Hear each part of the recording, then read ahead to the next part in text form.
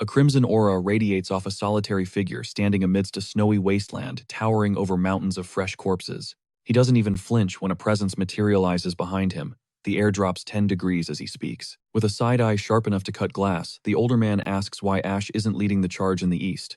Ash just lowers his head, knuckles turning white as he grinds his teeth. "I'm here to take you down," he spits out. At that declaration, the man Ash calls father just curls his lip, pure disgust. His blood-red eyes remain dead calm. As he slowly unsheathes a blade dripping with gore, Ash's voice cracks, accusing him of using his entire squad as live bait from day one. "Am I wrong?" he screams. "Father," the answer comes instantly. Cold, mocking. "That's all you wingless trash are good for," he sneers. "Isn't that right? My stupid son." Words hitting harder than steel, igniting a firestorm of rage inside Ash Elmine. He's an Almine, the continent's supreme war gods, the royal family's living shields. And Roderick Elmine, the family head, stands at the absolute apex of that power. Ash's mind flashes back. The blizzard. The moment this powerhouse saved him from death's door years ago. To pay him back, Ash became a dog of war. He dove headfirst into hell, no questions asked. But his reward? A childhood defined by spit and insults. His brothers never let him forget it. Keep your head down, wingless. Because in this world, that seal on your back is everything. It's the source of magic. More wings equals god-tier power. And so, Ash, the family failure with zero magic, was branded wingless. But he didn't quit. He turned himself into a master swordsman, honing his own body into a lethal weapon. He truly believed the grind would eventually earn him respect. He earned his stripes, he found a loyal crew. But then, a snap of a twig. A sixth sense screaming, danger. Too little too late. The horror sets in. His entire squad wasn't fighting a battle, they were walking into a slaughter. A setup from day one. Ash screams, desperate for answers. "Is this it? Is this the reward for trusting you with my life?" Silence. Then Radric smiles like he's looking at a broken toy. What did a tool expect? You served your purpose. Now, vanish. Every syllable is a gut punch, fueling the inferno in Ash's eyes. Ash snaps. Blind rage takes the wheel. He charges like a berserker, roaring father. How could he be so foolish? He puts every ounce of betrayal into a massive spinning slash, aimed right at the traitor. The blade connects, just barely grazing Radric's neck. A thin line of blood appears, and for the first time, Radric looks surprised. But then, boom, glowing red chains burst from the ground, locking Ash in place. It's an ambush by his own brothers. Even trapped, he swings wildly, hacking at anything that moves. He coughs up blood as the magic constricts, screaming through the pain. But he won't go down. One brother just laughs. "You really don't get it, do you? Once trash, always trash." The family stands tall, looking down at the beaten dog. Face down in the drift. "Look at him," another brother jeers. Crawling, right where he belongs. Hand frozen in the ice, voice shaking, Ash asks the one thing that matters. "If I'm trash, why did you even save me?" Radric leans in close. "Stop lying to yourself. I never needed you." He yanks Ash's head back by the hair, forcing him to look into those cold, dead eyes, and drops the nightmare truth. "I needed what's sleeping inside you. The power of the 7 wings." Ash freezes. 7 wings. Radric's grin gets wider. "Evil. Your mother served her purpose well. She was just the vessel to grow my harvest." The last thing Ash remembers is screaming into the void, demanding answers that wouldn't come. Steel pierces his chest. Lights out, just the cold biting into his bones. As he sinks into the white, despair takes over. Is this it? Is this how the story ends? Was his whole life a joke? Suddenly, warmth. Soft. Gentle. Heaven no. He feels arms around him. Someone is holding him in the snow.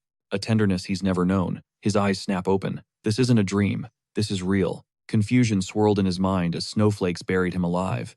Then the terror hit. His perspective was all wrong. He stared at his hands, tiny, chubby, and pink, wondering if he was hallucinating. No mistake. Those were infant paws, and he wasn't just lying there. He was being cradled in someone's arms. He peered up at the woman clutching him. Her chest wasn't moving. She was gone. Before he could even process the grief, a strange voice blasted through his skull. "Find her."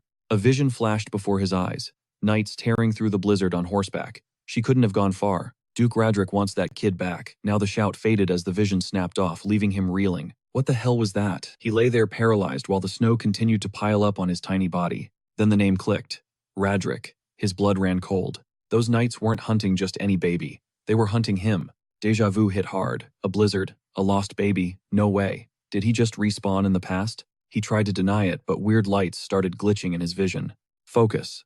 He shoved the existential crisis aside. Survival first. If he stayed put, that monster of a duke would have him in his clutches again. Summoning his inner veteran, he dragged his useless doughy limbs out of the dead woman's freezing embrace. Boom! Golden energy erupted from his core, fueling a desperate need to run. His tiny palms radiated heat sizzling through the thick snow like a hot knife through butter. But a baby's stamina is a joke. He face-planted into the drifts, gasping for air, lungs burning, limbs on fire. The cold was biting back hard. Behind him, a steam trail cut through the white landscape, but his tank was empty, yet his eyes blazed with fire. Giving up? Not an option. He would live. A memory of his father's cold back fueled his rage. Vengeance rooted itself deep. He grit his toothless gums. Channeling pure hate into his glowing hands, he mentally screamed, "Radric, you're done. One last push." The infant crawled with impossible grit, carving a trench through the snow until blacking out completely. He slumped right at someone's boots. "Look, Daddy." A little girl pointed excitedly at the tiny lump. "Over here," she squealed. Viscount Fred looked down, eyes popping. "A baby? Out here?" He scooped the kid up, baffled. Who leaves a baby in a blizzard like this? Wrapped in sudden warmth, the kid passed out. Fred just stared at the miracle in his arms. Then he saw the trail. A long melted track. Did this baby crawl all that way? Impossible. He looked back at the sleeper. Who is this kid? Eyes open. No snow. Just a cozy room and a warm bed. Still groggy, he scanned the room. Suddenly, hallucination time. A boy with flame-red hair stood there. The phantom reached out. Pinch. Reality snapped back. Someone was squeezing his cheek. 4 girls crowded him. "Big sis, he's awake," one of them chirped. "Careful with his nose," the eldest scolded. Great. A battle-hardened warrior reduced to a plaything. He was totally outnumbered. 4 energetic girls versus 1 immobilized warrior. He squirmed, confused, and helpless. The platinum-haired eldest finally stepped in to save him. She rescued him from the poking squad. Still, he curled up in her lap, side-eyeing everyone suspiciously. Adult instincts kicked in. "I'm out of here." He tried to stand on his own 2 feet. Physics said no. His noodle legs buckled, and he face-planted. Thud. The room went silent. Screams erupted. Frustrated, he abandoned walking and went full turbo crawl. Stop him. The girl scrambled after the runaway baby. It was high-speed chaos until his stamina bar hit 0. Game over. Viscount Fred swooped in and snagged him just in time. "You really are a weird one," Fred chuckled, shaking his head. "Falling from the sky, and now this." The baby froze. He knew that face. It's him. Standing there was Viscount Fred, the younger brother of that tyrant Duke Radric. He scanned the room, visibly shaken. Was this place just another hidden stronghold of the Elmine clan? Igra Elmine, master of this house and leader of the cadet branch, was once his brother's equal. Legends called them the Twin Wings, the dual enforcers sworn to protect the crown. But the history books Aster remembered told a different story. In the original timeline, the Viscount met a grisly end, during the Civil War, dragging his entire bloodline down with him. But seeing the man breathing right in front of him was the final proof Aster needed. He really had traveled back in time. Still, he clutched his forehead. As the cruel irony set in, he tried to flee the Duke's hellhole, only to fall straight into his brother's territory. Meanwhile, the Viscountess cradled him gently, theorizing that maybe the kid's raw magical potential had sparked a flare-up, causing him to levitate. She knew this was no average infant, but her gaze held zero malice, only a warm, tender smile that felt completely alien to him. She pulled him close, whispering that he must be terrified, but he was safe now. For the first time across 2 lifetimes, Aster felt the genuine warmth of a mother. It left him completely floored, unable to make a sound. From the sidelines, Viscount Fred watched the bonding moment with a satisfied grin. He stepped in, announcing that this boy packed serious power, and the proof was etched right onto his skin. He rolled up the baby's sleeve, near a mirror revealing a crimson sigil. The Viscount gasped. "Is that the 7 wings?" she whispered. Aster froze. He couldn't process why the legendary 7 wings mark was branded on him. Suddenly, the trauma of his past life came crashing back like a tidal wave. The horrible truth clicked into place. Radric's lies echoed in his head. The power he needed had been dormant inside him the whole time. The Duke never wanted a son. He adopted Aster for one sick reason: to harvest the 7 wings. And after ripping that power away, leaving Aster broken, he had the nerve to mock him as wingless. Pure rage detonated in Aster's chest like a volcano, snapping back to reality. The Viscountess noticed his intense shift in mood. Worried, she turned to her husband, asking what their next move was. Aster's internal alarms blared. This was a critical danger zone. He couldn't let the Elmine family get their claws on his magic again. He needed that power. He needed it to destroy the man who ruined him. Then Viscount Fred dropped a bombshell. He announced he was adopting the boy. Aster looked up, eyes wide, stunned by the insane twist. The Viscount reached out, and for once there wasn't a shred of evil intent in an adult's eyes. He gently patted the boy, saying he was just a fledgling who wasn't ready to fly solo yet, promising to protect him until the day he could spread his own wings and dominate the sky. A whirlwind of emotions hit Aster's glassy eyes before settling down. He had never known kindness like this. Thud, a massive noise rocked the room. One of the daughters caught snooping outside, had totally wiped out. The Viscount whipped around, demanding to know if two of his girls were eavesdropping. Spoiler alert, it wasn't two. It was a four-sister pileup all tangled in a clumsy heap. After the domino effect, the eldest scrambled up, laughing awkwardly as she explained. They were just obsessing over the new baby. In the middle of this wholesome chaos, a redhead looked at her mom, pointing excitedly at the newborn. "What are we going to call him?" she asked. The Viscountess beamed, gazing softly at the child as she lifted him into the pale moonlight. "Aster," she declared, "because a new star has just landed in our family." Fast forward 10 years. Outside a lavish estate, Viscount Fred, now sporting some gray hairs, stepped out, greeted by a soldier's salute. Behind him, a sharp young attendant moved in. To unlatch the carriage door, it was Aster. That helpless baby had leveled up into a dashing, elegant young man. He stepped down and turned with practiced grace, offering a hand to help the red-haired girl descend, gently telling Miss Alphen to watch her step. The young lady flashed a brilliant smile and thanked him. For a second, that mischievous spark from her childhood superimposed over her face in his memory. Aster watched his sister walk away, his gaze filled with maturity and quiet confidence. Side by side, they headed toward the main event. They rolled up to the Sword Ball, the massive annual bash hosted by the Elmine Dukes. On paper, this was just a networking event for elite knight families to play nice and shake hands. But let's be real, it was a brutal battlefield. Every house was there to flex, showing off their deadliest prodigies, kids carrying the entire clan's reputation on their backs. The second Aster and Alphen stepped inside the room froze. All eyes locked on them as the gossip train left the station. You could hear the shade being thrown, snobby voices trashing the Viscount's house with zero chill. Like, why show up just to embarrass themselves, adopting some rando kid instead of having a real heir? Total joke. Haters glared daggers, wondering how much more the Viscount planned to drag the Elmine name through the mud. Aster just stood there zoning out at the massive fortress looming over them, sensing the vibe. Alphen gripped his hand tight.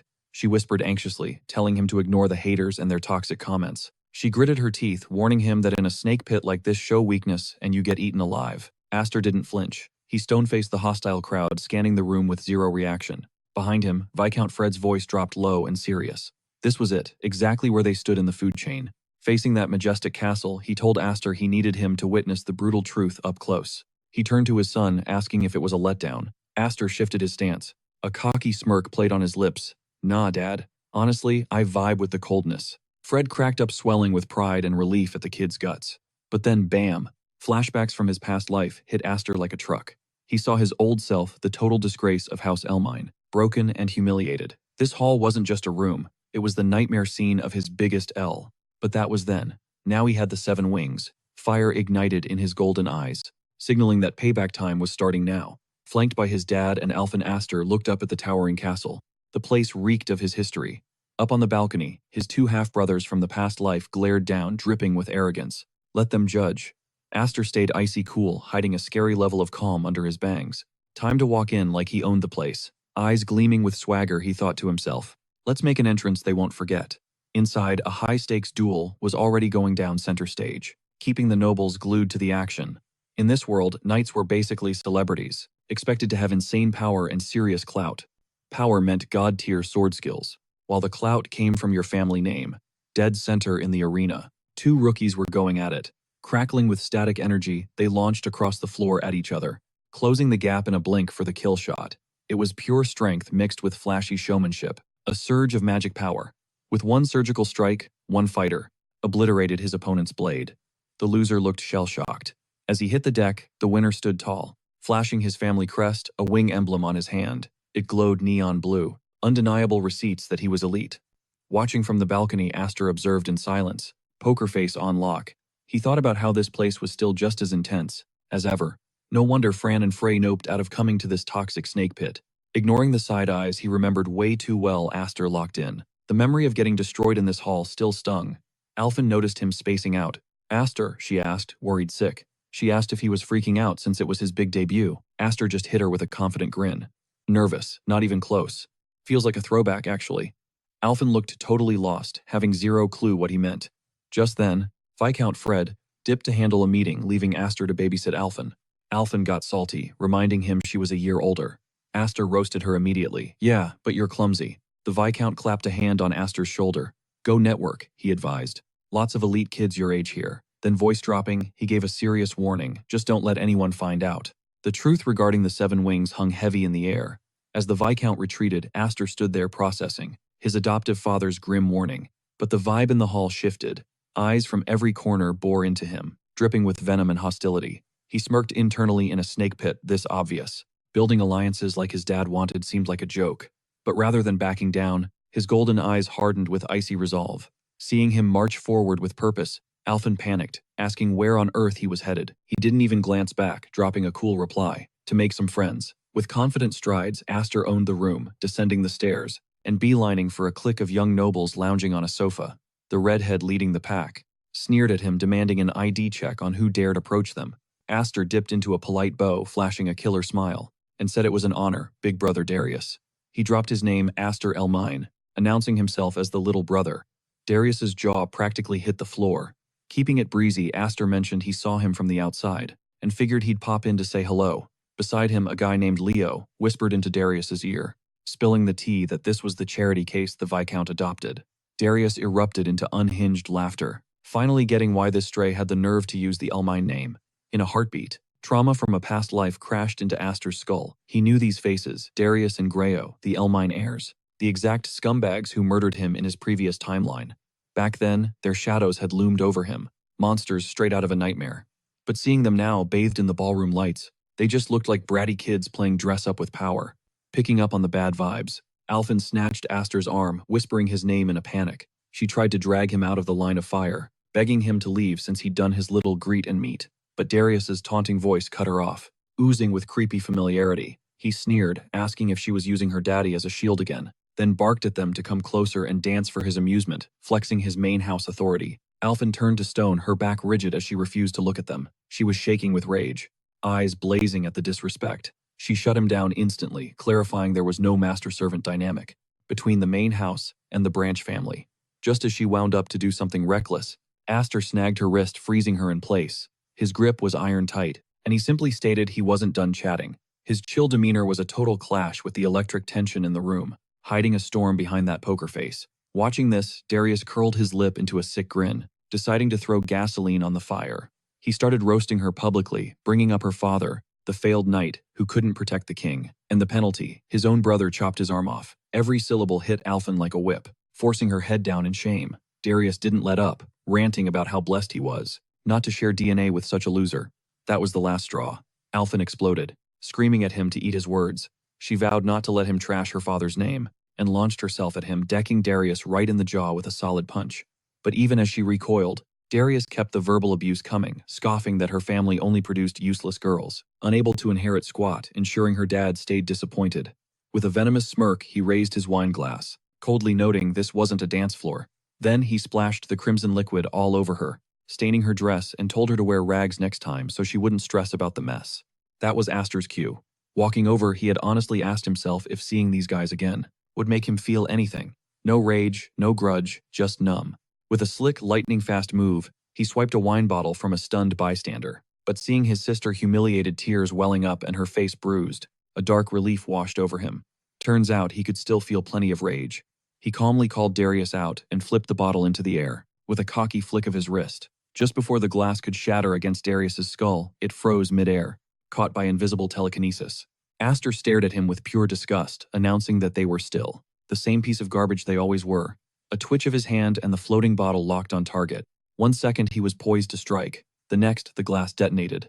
A crimson tidal wave crashed down, soaking Darius from his hair to his boots. Aster loomed over the sprawled bodies, spine straight, radiating an icy calm, while red liquid dripped ominously from his blade. As Griot shrieked his brother's name like he was dying, Aster casually swiped a droplet from his lip. He shrugged. Relax, it's just grape juice. Curving his lips into a sneer, he dropped the mic. Perfect sippy cup drink for spoiled brats like you. The horror on their faces said they didn't buy it. A flashback hit him like a freight train 3 years ago, a supernova of golden energy tearing the world apart. His dad's voice ripped through the noise, screaming for control. Amidst the wreckage, his sister cradled her, unconscious sibling terrified. Sobs racked her body. "Are you trying to kill us?" she wailed, begging him to get a grip before it was too late. Alphen, his big sister, screamed in pure terror. Dark and gold energy spiraled around him like a living nightmare. The seven wings, a power so volatile he barely grasped it himself, A vision of his father Deskin flashed before him. The old man's face was etched with deep lines of worry, terrified his son would never tame the monster inside him. Aster recalled the agony, raw energy shredding him from the inside out, and the echo of his father's doubt. Could anyone survive this? Snap back to reality. An attendant kicked open the conference hall doors, screaming bloody murder. Viscount Fred snapped. This better be good. We're in the middle of a war room meeting. Panting, the servant dropped the bomb. The main house kids and the Elmine branch family were throwing hands. A full-blown duel. The Viscount and Duke Adarex locked eyes, pure tension. Fred didn't hesitate. He bolted upright. He sprinted out, cape snapping in the wind like a superhero. Reaching the balcony, he almost collided with a frantic Alphen. "Father," she gasped. "What's going on?" he demanded. A bulky guy with a grin like a great white shark pointed down. Showtime shark guy chuckled. "Elmind brothers going at it. You don't see a main event like this every day." They peered over the railing. Down in the pit, Aster stood alone against Darius. "Depending on the winner," Shark Guy mused, "the fallout is going to be massive." The nobles nearby looked ready to faint. The red-eyed man grinned like a demon. "This dance," he laughed. "It's about to get real ugly." Below, Darius was absolutely losing his mind. Power surged off him as he roared about the audacity of disrespecting the Duke. "You're nothing but a stray mutt," he spat at Aster. "You don't even get the league I'm in." On his hand, the four-wing emblem flared to life. Neon blue light flooded the arena. The crowd whispered, totally shook. The Duke's son was built different. Darius shoved his blade inches from Aster's nose. Smirking, he taunted, "Where's your emblem, Stray? Or are you too embarrassed to show it now?" Aster didn't even flinch. His calm was almost creepy. "You're right," Aster said, smooth as silk. "Bragging about a fancy tattoo, yeah, that is pretty cringe." A smirk tugged at his lips. He stood there like a statue. "I'd never stoop to something so tacky." A vein popped on Darius's forehead. His face went tomato red. He couldn't handle the disrespect. Aster laid it out. "I win, you apologize to my sister." Darius didn't hesitate. "Deal. But when I win, you become my personal pet. I'll work you. Till you drop." Silence followed. Boom. Darius launched himself like a rocket. Steel met steel, erupting in a fountain of golden sparks that screamed across the arena. This wasn't sparring anymore. It was war. Aster dropped into a rock-solid combat stance. Blade steady. Dust devils and wind pressure started swirling around his boots. His golden eyes locked on target.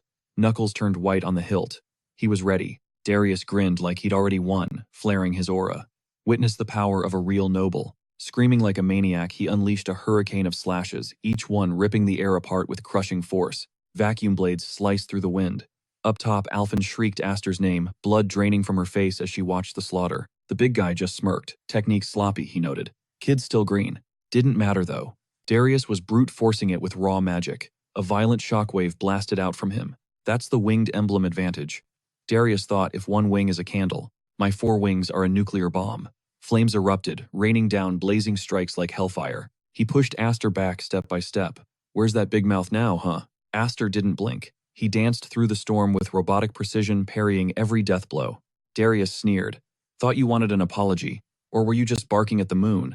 With a feral roar, Darius screams for Aster to quit holding back, pouring every ounce of his mana into one final catastrophic strike. Up in the VIP stands a mustache-twirling noble smirks, already calling the match over. Big mistake. Aster answers by flaring his own aura, his blade igniting with a blinding pure white radiance. Boom. The two forces collide in a shockwave of raw magic. It's a breathtaking light show of red and gold, and Darius's face, pure disbelief. He can't process how his ultimate move just got tanked. Aster hits him with a cocky half-smile, and drops a cold line, "You talk too much."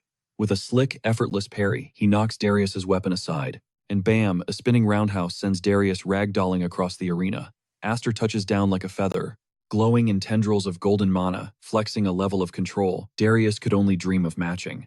10 years. That's how long he ground his skills in the Viscount's shadow, sharpening his magic for this exact moment of payback. And that day is finally here. With a vicious upward slash, Aster triggers a brilliant surge of energy that literally cleaves the air.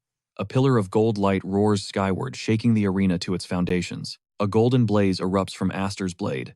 Darius gets launched backward, totally unable to tank the overwhelming pressure. He hits the dirt hard. Crack, his knee smashes into the stone. As he scrambles to stand, his brother Griel watches from the sidelines, stammering mind-blown that Darius is actually being pushed back, completely drowned by that green and gold aura. Darius's expression is broken. His brain just can't compute this beatdown. He screams, "Four wings, impossible." But Aster stays ice-cold, calculating his next move, as golden mana dances along his blade.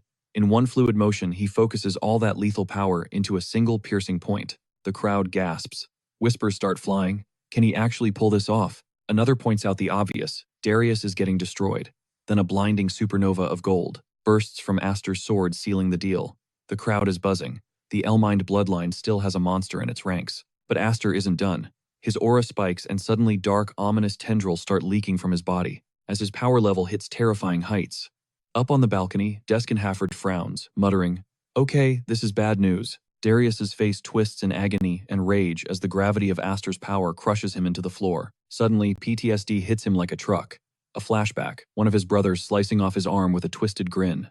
The psychotic laughter echoes in his head, a grim reminder of the torture he survived.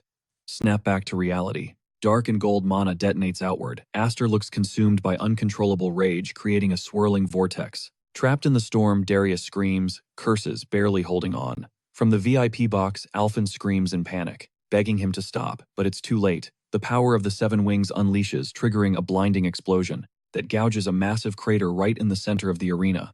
When the dust finally clears, the young master stands there, arms crossed, looking deadly serious. His sword is staked into the earth, literally inches from Darius's terrified nose. He stopped on a dime, sitting in the dirt, totally defeated. Darius is forced to listen as Aster throws his own cruel insults right back at him with an icy stare. "Next time, wear a rag so you don't have to worry about wetting yourself, cousin." Aster turns, coolly sheathing his blade. He tells himself with quiet swag he's not the wingless failure they all laughed at anymore. Up above, Alphen watches, heart racing, a mix of relief and pure awe. Aster allows a faint smirk, knowing his sister is safe. That centers him, but suddenly his golden eye flashes an ominous red. New challenger approaching. A figure wrapped in dark crimson energy drops from the ceiling and lands with a heavy thud in the center of the hall. Aster's gaze snaps to the threat, instantly recognizing the newcomer. Talk about a dramatic entrance. Standing tall at the top of the grand staircase is the imposing Duke Radric. The tension in the room just became suffocating. One word drips from Aster's lips, heavy with pure venom: Radric. The crowd is still reeling, unable to process that the Viscount's youngest kid just clapped the third son of the main house. But things just got real serious. After a public humiliation like that, the main house isn't going to just let it slide. Duke Radric Main, the eighth leader, descends the stairs like a final boss. Darius, still on the floor, looks up with a mix of terror and relief, thinking daddy's here to save the day. But Aster doesn't flinch. His eyes lock onto the man who is the living symbol of all his pain and his hunger for revenge. The Duke's eyes squint into lethal slits, scanning the room with a poker face that screams danger. Aster is instantly hit by a heavy, suffocating vibe of pure dominance. It's rolling off the same guy who backstabbed and flatlined him in his last life. But even with the room feeling like a pressure cooker, Darius starts dragging himself across the floor, shaking like a leaf from the sheer embarrassment. He desperately grabs onto his dad's leg, pointing a trembling finger at Aster, face totally warped by hate.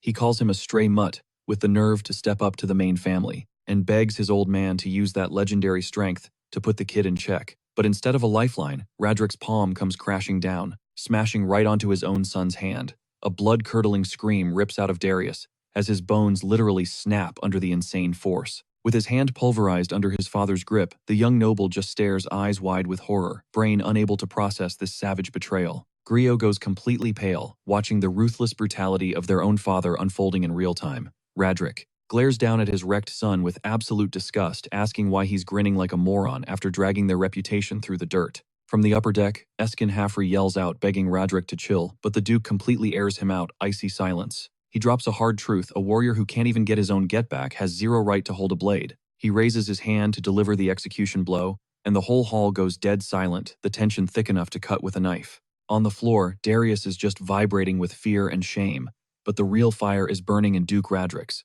glowing crimson eyes as they lock onto the newcomer standing in the eye of the storm. He points his blade straight at Aster, demanding an explanation for this mess. Aster doesn't even blink. Ice cold, he replies that his cousin still hasn't apologized to his sister. Aster drops the mic with that calm statement, then with guts of steel, looks his uncle dead in the eye and asks if they can put a pin in the punishment until the apology is delivered. Radric, flaring up with a terrifying purple aura, lets out a dark, mocking chuckle. He asks if being a stray orphan adopted by a phony actually made him think he's real Elmine blood. Aster stands his ground. He claps back firmly, claiming his title as the Viscount's son, stating his father schooled him on the true grit of a knight and the heavy burden of a family name, bloodline or not. The Duke goes quiet for a beat, his face turning into stone as he digests the kid's rebellious clapback. Suddenly, flames burst out around him as he accuses Aster of dragging the main house's rep through the mud for no reason, disrespecting the glory that sits at the top of 12,000 knights. Up on the balcony, a burly guy comments that they better take notes, while a blue-haired dude adds with a smirk that this is way too intense to be just some playground beef. Eskin Haffrey's voice booms out seriously, reminding everyone his dad once paid an arm for betrayal. Now, the razor edge of Duke Radrick's sword is pressing coldly against Aster's neck. He demands to know what Aster is putting on the table. With total respect, Aster starts, calmly breaking it down. This wasn't a sibling spat, it was a sanctioned duel, and he simply replied to the disrespect against his house with steel. The Duke's eyes are blazing with silent rage. At the boy's audacious but solid logic, Aster holds the stare, flipping the Duke's own savage rule back at him. That a loser who can't avenge himself shouldn't hold a sword. He declares he isn't planning on giving up, even a single finger. From above, Alphen is shaking watching this, while the big guy next to her pats her head, trying to keep her from freaking out. The blue-haired teen chuckles softly, totally stunned, pointing out that Aster is literally 10 years old. This has to be a prank. Radrick stays quiet for a long second, his red eye glowing like a warning light. Finally, he draws his own blade and simply says, "Got it." With a voice like absolute zero, he orders Aster to draw. Aster hesitates for a split second, not expecting the boss himself to step into the ring. Before he can even twitch, the floor explodes, and an invisible blast launches him skyward. The tip of the Duke's sword smashes into the spot where Aster was standing a microsecond ago, unleashing a massive shockwave. Alphen stifles a scream, eyes popping with terror. At the god-tier power level, Eskin Haffrey screams his brother's name, face twisted in fury. At what looks like a cheap shot, he dives from the balcony, putting himself right between the Duke and Aster, his sword swinging in a dazzling arc of blue energy. The brothers' blades crash together. In a violent explosion of sparks and pressure, the head-to-head battle of the house leaders has officially started. The impact roars through the great hall, showing everyone the insane gap in strength. The Viscount touches down right next to Aster. "You good?" The urgency in the voice was real. Suddenly, boom, a colossal stone pillar erupted from the earth, dead stopping the Duke in his tracks. The Viscount's jaw hit the floor, totally stunned by that insane defensive move. Aster dragged himself up, every muscle screaming in protest. He was a wreck, bruises everywhere, blood painting his face like war paint. But his vibe? Unbreakable. His eyes were blazing brighter than ever, swirling with a fierce cocktail of agony, rage, and pure iron-willed grit. Duke Roderick just stood there watching the drama with that smug, superior smirk, like everything played out exactly according to his script.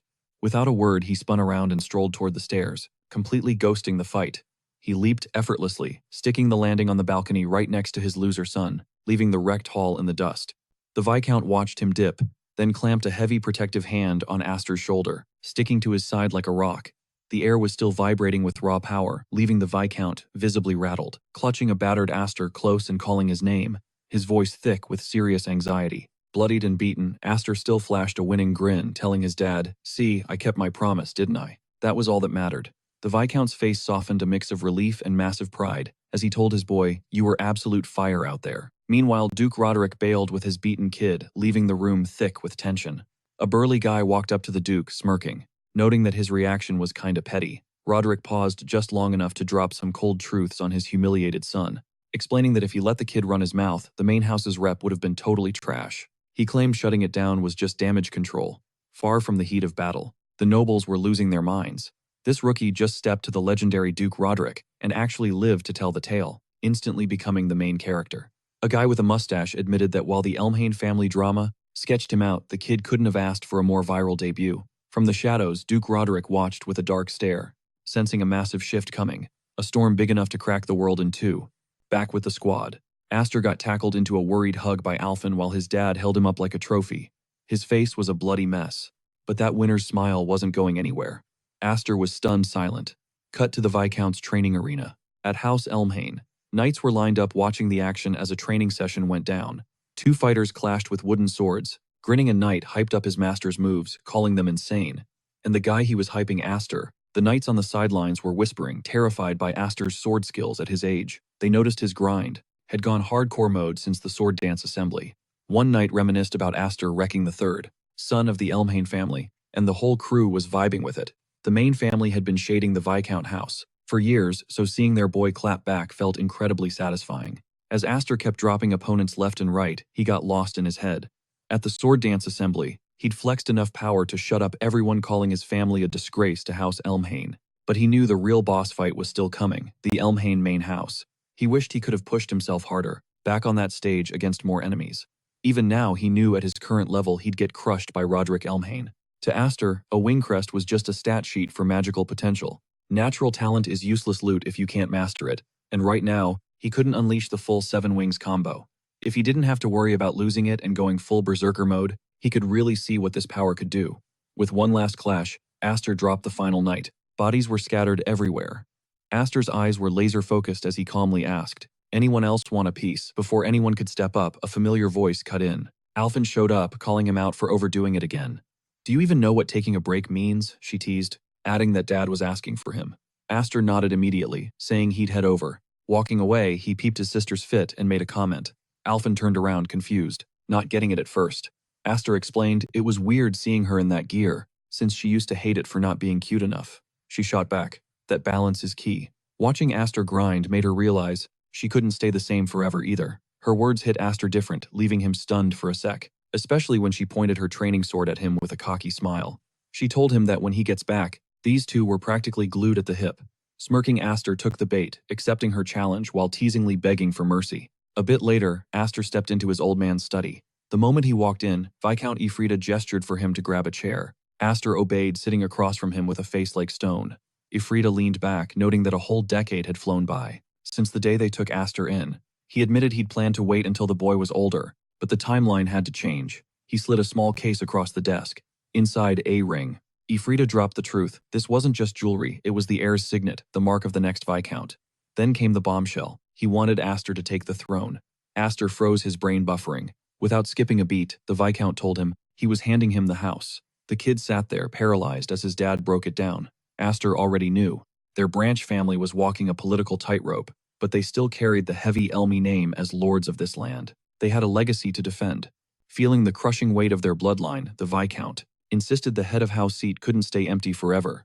But Aster wasn't thinking about power. He was worried about his sisters. Would they be cool with this? His dad dropped the news his big sisters, currently grinding at the Knights Academy, would be back in 3 days.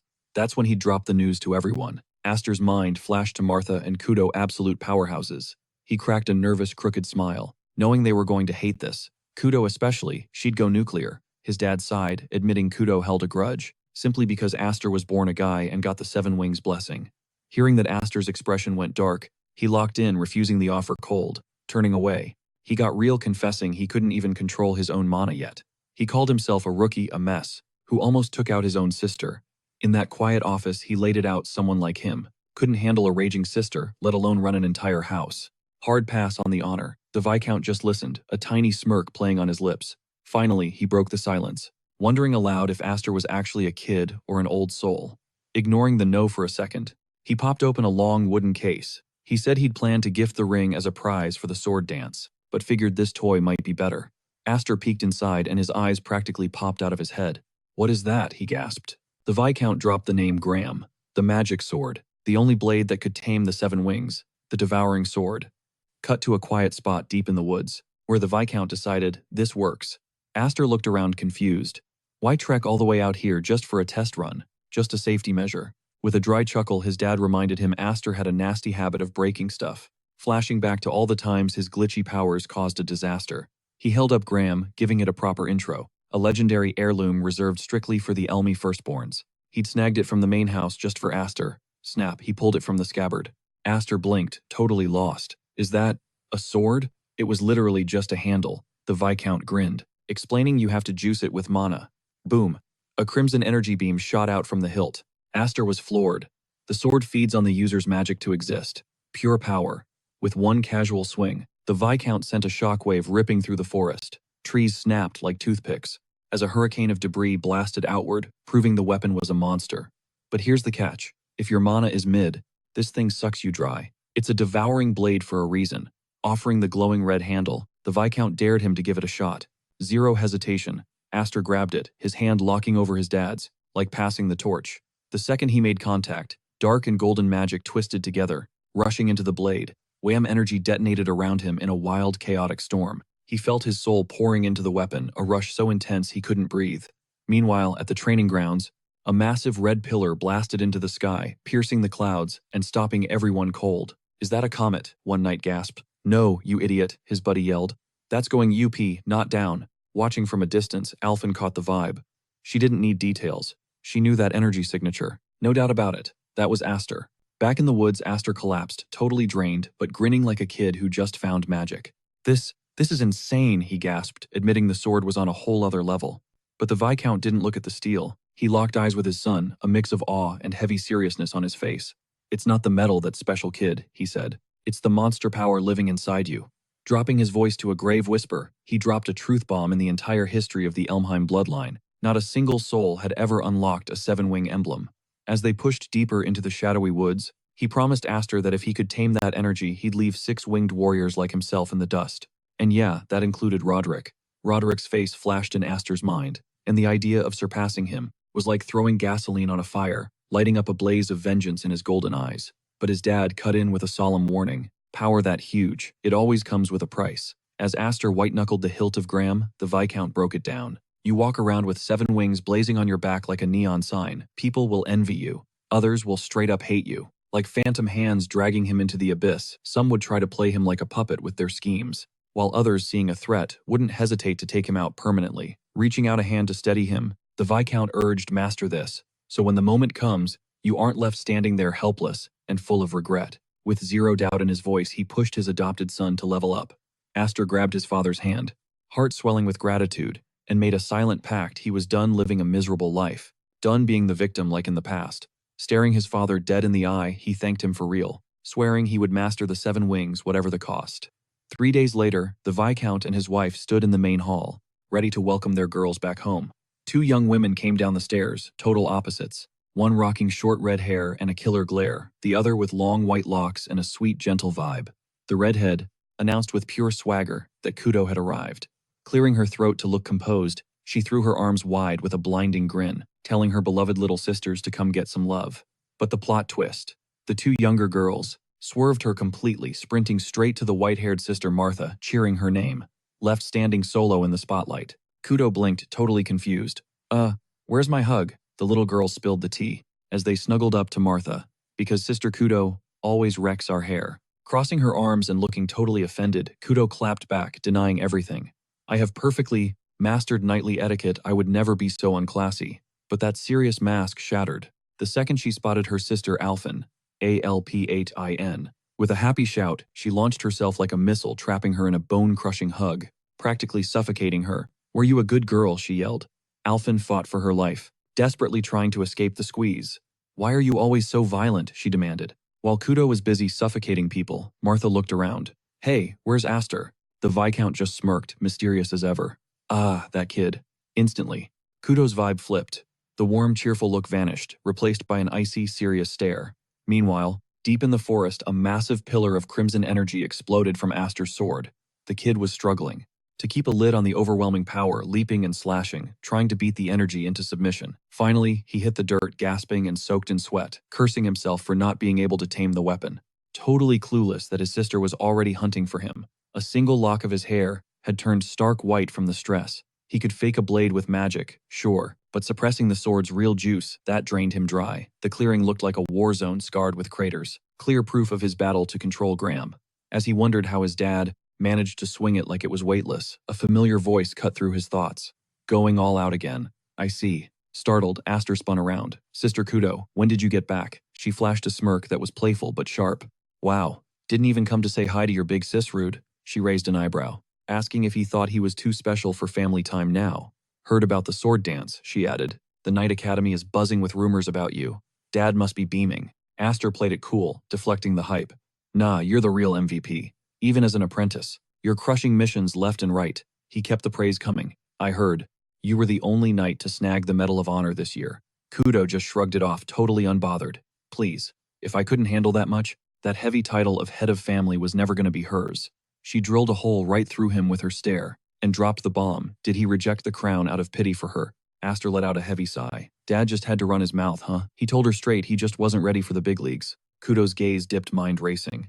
Then she pivoted on her heel, storming off while throwing shade, calling them both heartless. They knew this was her lifelong dream, yet they still handed the keys to the kingdom to him. She faded into the timberline, leaving Aster totally confused by the mood swing.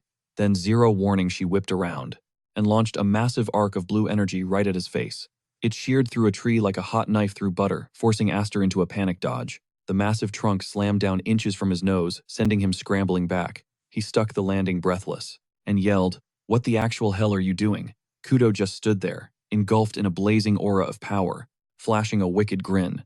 It was time for Big Sis to see what he was really made of. Sword casually resting on her shoulder, looking feral, she told him. The gloves were off. Pure terror washed over Aster's face. As he tried to pump the brakes, stammering that his blade wasn't even finished yet, she didn't blink, asking icy cold, "You gonna tell that to an enemy on the battlefield?" The word enemy rattled around in his skull, forcing a reality check. Kudo dropped into a combat stance, reminding him that a knight's code is to stay ready to throw down. Hold back, and I will break you. Her first strike was so heavy. He barely slipped past the blade. Okay, she wasn't playing. He backflipped desperately, trying to create distance, realizing he was barely keeping a lid on his own volatile magic. But then he caught it, that look, pure killing intent in his sister's eyes. It was do or die. Desperate, he ripped the seal off the crimson power of Gran. Red flame crashed into her blue aura with a massive boom, and then a chilling realization hit him. She's actually trying to flatline me. The brawl tore deeper into the woods, way out of sight. To anyone watching, it looked like a lightning storm had touched down, explosions of light ripping through the canopy. Tsk. Kudo clicked her tongue mid-swing, her blade carving perfect lethal arcs, her face stone cold. Still got the moves, huh? She admitted she didn't think he'd actually hang with her, not after she leveled up at the Night Academy. Aster gritted his teeth, parrying one heavy strike after another. She pivoted, stance flawless, and delivered a haymaker slash that sent him flying. "Your mana control is trash," she spat. Aster skidded across the dirt, boots carving deep trenches before he finally halted. He forced his wobbling legs to lock, glaring up at her. Ruthless as ever, he wheezed. His mind involuntarily drifted back to the old days. She was always a beast, fierce, in your face, unyielding. As the only male heir, with the official claim to the throne and that OP7 wing crest, he was basically a walking insult to her. To her, his whole existence was a cheat code. She evolved into a hurricane, smashing against every unfair wall. To be honest, she was his natural predator. Suddenly, she launched herself sky high. Aster watched her silhouette block out the sun. Oh, he knew this move. Her blade dropped like the hammer of God. Boom! The forest floor cracked open, sending a shockwave blasting outward. Towering over him, she delivered the verdict. "You aren't fit to lead this family." Meanwhile, in the old man's chambers, Alphen paced by the window, voice trembling. As she asked, "Is it really okay to let them brawl like that?" She was terrified that sibling rivalry was going to turn into a funeral. Dad didn't flinch. "They're rivals," he said simply. "Reckless, sure, but they aren't stupid enough to cross the line." Alphen wasn't buying the calm act. "Why did you really call them back?" From the academy. She knew there was more to this than just picking an heir. The Duke slid open a drawer and pulled out a sealed letter stamped with the main family crest. Alphen stopped breathing. "It's a summons," he said.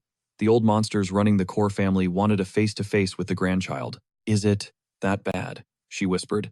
He didn't hesitate. "Worst-case scenario, we lose Aster." Back in the woods, the beatdown wasn't stopping. Steel smashed against steel, machine gun fast, sending pulses of destruction through the timber, like a heartbeat of pure chaos. Between strikes, Aster yelled, "Quit talking trash." He threw it right back in her face. He'd already said hard pass to the successor gig. And honestly, she knew the score better than anybody. Pure annoyance twisted her face. She hoisted her blade high, screaming that his rejection was exactly what ticked her off. Wham! Her blade came down like a meteor. Aster barely got his guard up, and the impact rattled his bones. This wasn't a sword fight. It felt like blocking a warhammer swung by a raging troll. She didn't let up, leaning into the clash and dumping raw power into the deadlock. Split-second reaction. Aster flicked his wrist, parrying the blade, and guiding that massive strike straight into the dirt. "You gonna listen now?" he barked. She just smirked, cool as ice. "Leaving so soon, or are you just running away?" Boom! She unleashed the beast mode. Aster got launched sideways like a ragdoll, slamming into a tree so hard the bark shattered on impact. He hacked up a mouthful of blood. Aster looked shook. Kudo stared down at him, ruthless. "If swordplay is your only trick," she spat, "you're C-tier trash. Mana users, they're barely B-tier. Real power A-tier dominance belongs to those who fuse both. You're a disappointment." She pointed to the wing crests. "It's simple math. More wings equals way more mana. One wing triples your output." She's rocking 5 wings, which is technically a whole tier below his 7. Yet here he was dodging the strength checks, cowering behind fancy technique. That smirk returned. "Don't trust yourself, Aster. Or are you terrified of losing it like you did 3 years ago?" Oof. That hit harder than the steel. Aster froze solid. The flashback hit him. Was it fear? Had he been nerfing himself on purpose? Because of that one disaster. For the first time, he actually doubted his gut. He stared at his blade, muttering, wondering if holding back was why Swordgram always felt so glitchy in his hands. Kudo's face went stone cold. "You have everything I ever wanted," she growled. "If you're gonna let that potential rot, out of pure stupidity and ego, then hand it over to someone who actually knows what it's worth." She charged straight up, trying to kill him now. But Aster didn't flinch. He tanked the hit head on, blades colliding with a boom that ripped through the forest. But wait, she was the one getting pushed back. She stumbled, eyes wide. She couldn't process it. He actually blocked her max power shot. Aster cracked a small smile. "Thanks, Kudo," he said. "You just woke me up." Then whoosh, he blitzed forward. Kudo squinted, totally confused by the reckless vibe. Why attack with an unstable blade? Is he tapped out on mana? No way. As he closed in, mana flooded his sword like a breaking dam. Those 7 wings weren't just for show. They hid a massive, infinite tank of power. He knew he couldn't finesse it yet. So, screw control. He took the limiters off. For a split second, he ditched the fancy footwork and dumped every drop of mana into one raw swing. The blade came down like Judgment Day. Kudo caught the block perfectly, rooting her feet. But even standing her ground, she felt the shift. Aster was different. The vibe had changed. She reset her stance and let out a little impressed huff. "Did you actually plan this?" she teased, "or is this another one of your half-baked impulses?" Aster locked eyes with her. Zero hesitation. He laid it out straight. "I'm not wasting this second life. This time he's taking everything he lost. The 7-wing power Swordgram, his rightful spot in the family hierarchy, all of it. All the stuff he grinded for but never got the first time around." At second life, Kudo flinched. Just for a microsecond, shock cracked her mask. It was subtle, but Aster saw it. He pounced on that opening mana, screaming into his blade as he closed the gap. In a blink, he skyrocketed into the air, charging up a finisher meant to end it all. Then poof, gone. Kudo's eyes bugged out, searching the air. But he didn't disappear. He dropped low, like floor level. He compressed his mana, squeezing it into a super dense, tight current of power. The air pressure spiked as he loaded the blade. He shouted that the kid gloves were coming off. Kudo felt it instantly. The atmosphere got heavy enough to crush lungs. She knew instantly it was game over. Aster brought his blade down like a judgment from the gods, the air literally screaming, as that arc of pure mana tore the sky apart. Fade to black. When Kudo finally peeled her eyes open, the forest was gone, replaced by the boring, familiar ceiling of her own bedroom. Total brain fog.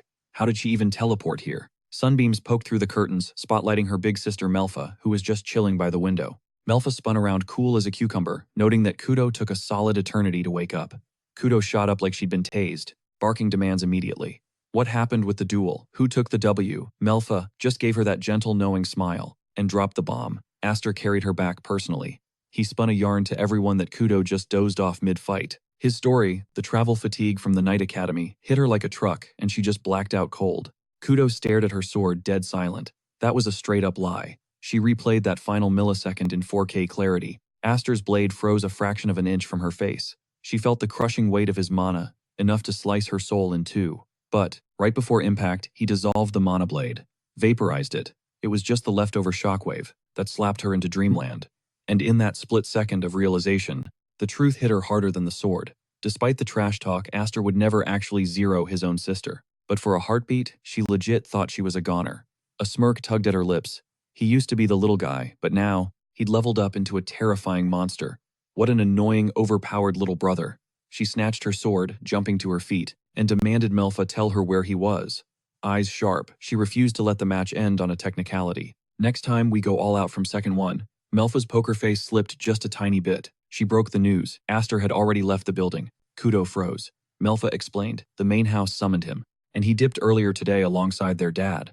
Seeing Kudo look completely lost, Melfa asked, "Wait, you seriously didn't know?" That lit the fuse. Kudo exploded, furious that nobody bothered to loop her in.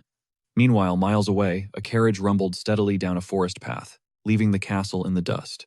Inside, Aster sat opposite his dad, dead silent. The old man broke the ice. The guy Aster was meeting was one of the ancient lords secretly backing the Elmhain family. Retired, yes. Powerless, absolutely not. These former heads and elders were the real puppet masters pulling strings with terrifying authority. They ruled from the shadows, away from the limelight. He added a chilling detail these guys never gave. 2 cents about Aster after the adoption. A summons now. That's not a casual chat. That's a crisis. Aster didn't flinch. "It's about the sword dance assembly, isn't it?" He mentioned knowing the Elmhain elders. Valued family rep over cash, and even over breathing. Anyone who smeared their name, he said, would get tossed into a beast cage as a snack. His dad stared at him, jaw on the floor, demanding to know where he heard that crazy rumor. Aster's sweat dropped a little. Heard it around somewhere. Then he locked in. He was ready for whatever nightmare waited for him, punishment, exile, bring it on. After a heavy pause, his dad asked the real question. You cool leaving without saying bye to Kudo? Aster gave a sad smile. It's fine. They were both leaving anyway. Honestly, it's better, I'm gone. She hates my guts. She'll breathe easier without me here. He added that thanks to their spar, he finally unlocked the manual on wielding Graham properly. He could channel the 7 wings, way smoother now. With eyes of steel, he told his dad, whatever happens, don't try to save me. I'll survive on my own. His dad opened his mouth, ready to blast him for talking crazy. But before a word came out, a voice shouted from outside the carriage. Why are you being such a drama queen, little bro? Aster's eyes popped open. Hanging off the side of the moving carriage like a stuntman was Kudo, face sharp, stubborn, and very much alive. She glared daggers at him, then vaulted into the moving cabin like she owned the place. She stuck the landing and immediately got in Aster's face. Eyes blazing with fury, she screamed. You thought you could sneak off without a word to your big sis. She was pissed and hurt. I heard about the main house summons, you idiot. An honor or threat that neither I nor Malfa ever got invited to. Suddenly, Hifrid's voice cut through the chaos. He shut that idea down fast. She wasn't coming. The main house drama was way too volatile, too toxic to let her near. But Kudo, she didn't even flinch. She just sank into the seat next to Aster, cool as ice. She cut him off, she knew the drill. Dad didn't drag her and Malfoy back from the Night Academy for a family reunion. He needed watchdogs for the estate while he was MIA. She wasn't naive. Then her gaze went razor sharp, as she reminded him that a summons to the main house wasn't a social call, it was a red alert demanding extreme caution. Even Malfoy had kept it real. There was a solid chance Aster might not walk out of there alive. Aster just shrugged it off with that effortless smile telling her to quit spiraling. He claimed it was just a quick chat, and he'd be back in a heartbeat. But internally, he wasn't buying his own hype. Making it out safely was a total coin toss. Suddenly, Kudo leveled a finger right at his chest. She commanded him to listen up. Zero filter straight for the jugular. She admitted that she hated him. Aster blinked, totally blindsided. She didn't let up. She despised that he was a guy in a family where that gender was basically a cheat code. She loathed that he wielded the 7 wings. Hated that he was the golden child. Hated that he outclassed his older sisters in raw power. She resented how he acted so damn mature, despite being the baby of the family. Back then, she hated every single thing about his existence. Her tone shifted the ice, in her voice melting away. She hated cheap shots, but deep down blood was thicker than water. No matter how tough he acted, no matter how much swagger he had, that was still her baby brother.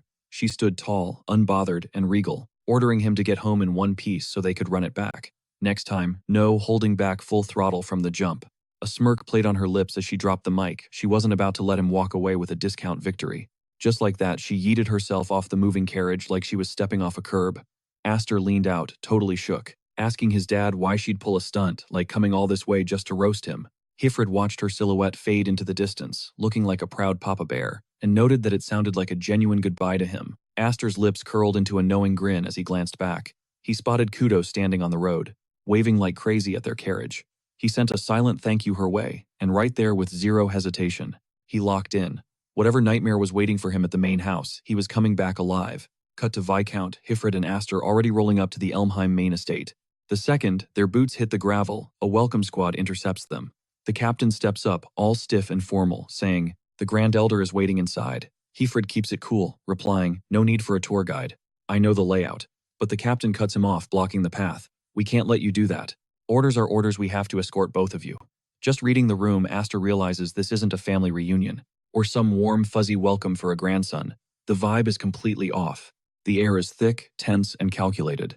And yet, as he scans the scenery, a wave of déjà vu hits him. It's weirdly nostalgic. Been a minute since I stepped foot here. He quietly soaks in the view as memories flood back, but he keeps his mouth shut. With no other plays to make, they follow the guards inside. As they walk, Hifrid drops his voice to a serious whisper. "I hope you get the picture, Aster. Keep your cool at least for today. Whatever they throw at you, don't bite." Aster listens, then fires back instantly. That depends on if they start acting up. His dad sighs, realizing the kid is stubborn. "I'm telling you, they are the problem. Listen up. The guy we're meeting is..." Before he can finish, Aster, staring off into space, cuts him off casually. "Funny, I don't see Darius anywhere." He keeps that bored tone. "Guess it's hard to make a comeback when your dominant hand got crushed." At that, Hifrid shoots him a glare. "Are you even listening to me?" Aster snaps out of his daydream, replying with a simple, "Yep." Then he adds, cool as a cucumber, "I'll keep my mouth zipped today, mainly because Sis told me to survive." By now, they're at a massive set of double doors. They groan open. the heavy sound echoing down the hall. They step in, and the guard captain bellows. Lord Hyfrid and his son have entered. At the far end of the hall, an ancient figure sits on a throne, his voice dry as dust. You finally showed up. What's it been over 10 years? Father and son step into the spotlight. Another voice chimes in, sounding amused. Humph, my grandson Hyfrid Viscount. Hyfrid immediately hits the deck, dropping to his knees, bowing with total submission. It's been too long, sixth head. I mean great-grand elder. Aster stays on his feet, feeling the old man's gaze drilling into him. One thought dominates his mind. That right there is the monster haunting Elmheim. The main house's sixth head Zenitha Elmheim. Flanking him are the real heavy hitters, the power players holding up the Elmheim dynasty. Aster spots a few familiar faces from the Sword Dance Festival. He scans the room and drops a casual question. So Roderick isn't joining the party. A ripple of shock goes through the room, but before anyone can clap back, the sixth head barks. That man isn't here, brat. He leads the knights guarding royalty. He's got bigger fish to fry. The room stays suffocatingly heavy, crackling with authority and unspoken threats. Suddenly, a terrifying crushing pressure explodes from the elder, flooding the hall like a tidal wave. It feels like gravity just doubled. His mere presence owns the room as he speaks coldly. He doesn't have time for this low-level drama, so us old warhorses are handling the paperwork. Aster hears this, keeping a poker face while his mind races. I didn't care in my past life because, frankly, I never got close enough to see them. But gathering all these executives without the actual head present, something's up. The old man might be retired, but he still pulls strings like a puppet master. The sixth head's influence undeniable. Even from the sidelines, his word is absolute law. Viscount Heinfried finally breaks the silence, his voice steady as steel. And what is this trash? Zenitha Elmheim, the sixth head, lets out a dark chuckle. Ha, you already figured it out, didn't you? His predator eyes snap toward Aster as he speaks. Word on the street is your stray mutt caused quite the scene at the Sword Dance Festival. The insult lands hard, slicing through the air like a knife. The tension in the room gets thick enough to choke on. Aster looks down for a split second, then glares straight ahead. Golden eyes burning with resolve. Just as I thought, he tells himself. They're coming for me. Viscount Heinfried saw this coming a mile away. He takes the accusation on the chin and responds cool as ice. If this is about the festival incident, the current head Roderick already handled it. Case closed. But the elder shuts that down instantly. That Zenitha sneers coldly. That was just a show for the peanut gallery. Doesn't change the fact that the Elmheim name has been dragged through the mud. Adopting a kid with no background was your first mistake. We could have looked the other way if he stayed harmless. His voice drops, turning jagged. The pressure spikes with every syllable. But bearing fangs at the main house, that's a whole different story. We have to banish him. Boom. A massive wave of bloodlust crashes into the hall, way more intense than before. It's suffocating, crushing. Naturally, the sixth head continues staring daggers at them. You aren't walking away from this clean either, Lord Heinfried. The threat is crystal clear, freezing the room in dead silence. Aster can't take it anymore. He steps up. Hold on, I did all of that on my own. Father had nothing to do with it. Viscount Heinfried stays quiet. He doesn't stop his son, but he doesn't back him up either. Seeing his dad's silence, Aster catches himself, steadies his breathing, and zips it. Zenitha watches them like a hawk. Unreadable. Just as I thought. Zero discipline.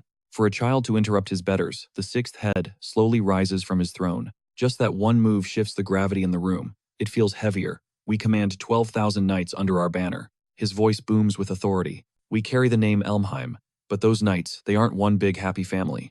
There are countless sharks circling, waiting for a chance to take the throne. He glares at the executives and elders. Right here in this room even. The message is loud and clear. Power in Elmheim isn't stable. It's a constant war for control. In a room full of ambitious vultures, even a dent in your rep is a weapon. Zenitha steps forward, voice dropping to a chill. We just want insurance. Proof that you won't poison the Elmheim well. He snaps his fingers and a guard presents a sword to Viscount Heinfried. The blade pulses with violent energy, leaking a dark aura into the hall like a contained storm. Remember, the sixth head goes cold. When you failed your liege and shamed us, we made Roderick chop off that arm right here. He unleashes another wave of killing intent. The air gets thin, hard to breathe. Then comes the ultimatum. Slice that brat's head off and we'll call it even. The words hit like a physical blow. Heinfried doesn't blink. I refuse. If the price is my son's life, I'd rather take my own. No fear. Just facts.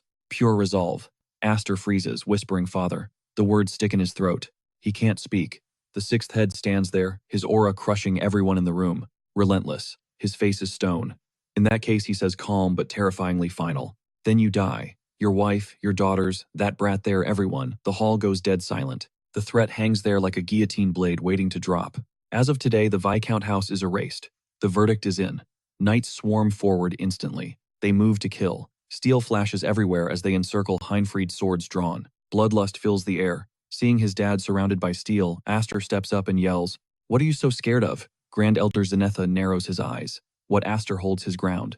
Golden eyes locked on target, voice sharp and fearless. If you're so terrified of getting bit by a puppy, watching grown men cower together like that, it's pathetic. The entire hall goes dead silent, rocked by his sheer audacity.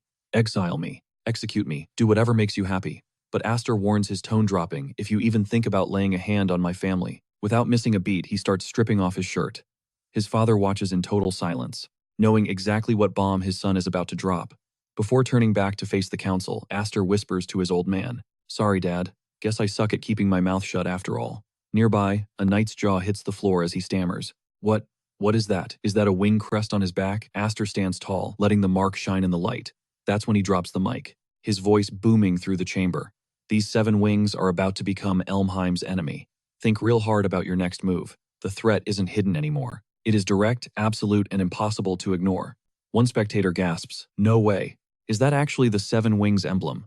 Another elder argues, "It's a fake. A human body hasn't held that mark for hundreds of years." But the heavy-set elder cuts in, "No. That crest is unmistakably real." Watching the chaos unfold, Zeno of Elmheim steps up, his voice cutting through the noise like a knife. "Do you have any clue what you're displaying right now? Do you truly get it?"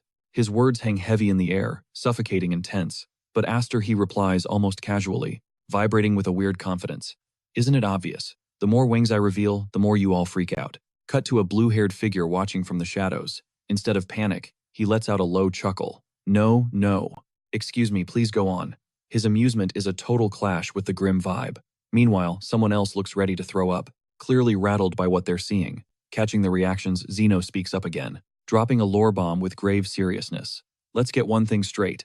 The wing emblem is an engine for magical power, gifted by spirits long ago. Humans strengthened it over generations, passing it from parent to child. But never, not once, has anyone unlocked 7 wings." The statement sends a shiver through the room. Aster's expression hardens. "So you saying I belong to the spirit clan?" Zeno locks eyes with him. "If those 7 wings are legit, then yeah, maybe you are." The tension is thick enough to cut. We pan to Viscount Heinfried, staring at his son in stunned silence. The weight of this secret is crushing him.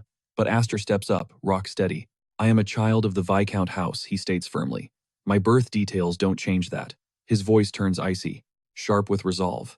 "The real question is, do you guys have the guts to make an enemy out of me?" The room instantly freezes. He just turned the 7 wings reveal into a loaded gun. It's a straight-up challenge. Without pausing, he switches to a calm, calculating flow. "Say you kick me out of Elmheim. The martial nobility would roll out the red carpet for the 7 wings. And if that happens, for those of you already terrified of a rebellion, I become your worst nightmare." He's not shouting, but every word hits the target. "You shouldn't be tossing me aside. You should be begging to keep me close. I'm a symbol bigger than even Duke Roderick himself. The ultimate trophy, the 7 wings." His eyes, zero fear. No doubt, no hesitation, just pure clarity. Seeing this, every elder in the seats starts squirming. His logic hangs over them like a dark storm cloud. This isn't just about personal survival anymore. It's political leverage, a power shift, a ticking time bomb none of them can ignore. Meanwhile, inside his head, Aster is calculating. Just like that old guy said, Elmheim isn't united. There are cracks everywhere. He knows a rebellion is inevitable. A massive civil war that'll swallow the whole country. He's seen that future already. To save himself and the Viscount house, he can't sit on the sidelines. Right here, right now, I need to figure out who's an ally and who's a target. Even if it's risky. His resolve turns to steel. This is bigger than noble pride. It's about prepping for the storm only he sees coming. Hearing all this, Zeno snaps. Pure anger radiates off him, crushing the room. "You think you're worth that much?" he barks. "We don't even have proof those wings are real." He tries to kill the momentum Aster has built. Doubt, authority, intimidation. But instead of backing down, Aster smirks. "If you think I'm bluffing," he shoots back, his voice deadly calm and goading, "then go ahead. Kill me right now." Dead silence engulfs the room. Then he drops the bomb. "But know this, it will trigger an all-out war between me and every single one of you." Internally, though, he's calculating every microsecond behind that fearless mask. Taking him out right now would be child's play for them. But he's banking on Alheim's hesitation. What's the move? Will they bite? It is a high-stakes gamble. Not a reckless one, but a cold calculation. He knows they can't afford to be sloppy, not with the mystery of the 7 wings hanging in the air. The tension is thick enough to choke on when the blue-haired man suddenly stands up, slow clapping like a villain. He looks totally entertained. "We are chasing our tails here, Grand Elder." He pivots smoothly toward the group, Why don't we just test him, he suggests effortlessly. The burly elder bristles ready to object. Count Maze, what is the meaning of Maze, cuts him off without breaking a sweat. Because you want to see it, don't you, he says with a knowing smirk. The true power of the 7 wings. His eyes narrow sharply. We can decide whether to execute him after we see what he's got. The mood flips instantly. This isn't just a debate anymore. It has morphed into something lethal. A test that could prove Aster is the real deal, or wipe him from existence. What do you say, the blue-haired noble presses? This is the legendary Marshall clan estate. You must have a dungeon or two lying around. Aster's mind races. Did he just say Count Maze? Zero doubt this guy is on his team. The realization hits hard. The timing of the suggestion. The flow of the conversation. It wasn't random. It was a lifeline wrapped in curiosity.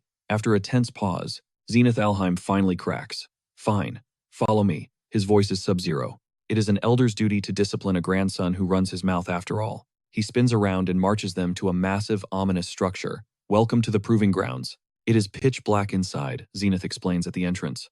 An underground bunker linked to the waterways, built as an emergency shelter technically. However, we currently use it to cage a single magic beast.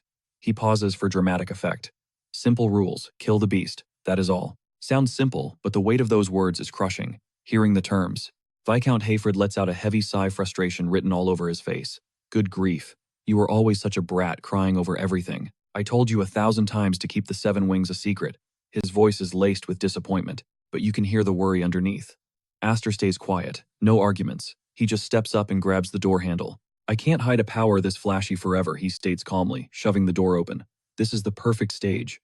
The heavy metal groans. Darkness spills out like thick ink, freezing the air. It is not just a monster waiting in there. It is his validation. As Aster walks into the void, Hayford calls out one last time, desperate. His tone mixes authority with fatherly fear. Don't you dare let your guard down. Aster doesn't flinch. I'm gone. He turns, catching a glimpse of the blue-haired noble. Count Maze is smiling softly, watching the show with amused interest. That smile burns into Aster's mind as he descends into the abyss. Stepping into the bunker, the shadows swallow him whole. The air is damp, heavy, and suffocatingly quiet, but his eyes adjust. And then he spots it, a severed head rolling on the floor. Even in the gloom, he recognizes it instantly. Suddenly, a cold voice echoes from the speakers above. I gave that one a chance to clear his name too, but he just screamed and cried till the end. Pathetic. He is talking about Duke Rodriguez, the head at Aster's feet. The voice drops a subtle warning. Don't disappoint me. Translation. This isn't a test. It is an execution. Suddenly, the floor vibrates. A massive presence manifests from the shadows directly ahead. A gigantic, terrifying beast towers over him, letting out a roar that shakes the bunker to its core. The sound is so intense, it feels like the concrete walls might shatter. Aster grips his hilt, his blade gleaming in the dark. From above, the command comes down cold and final. Now then, let the trial begin.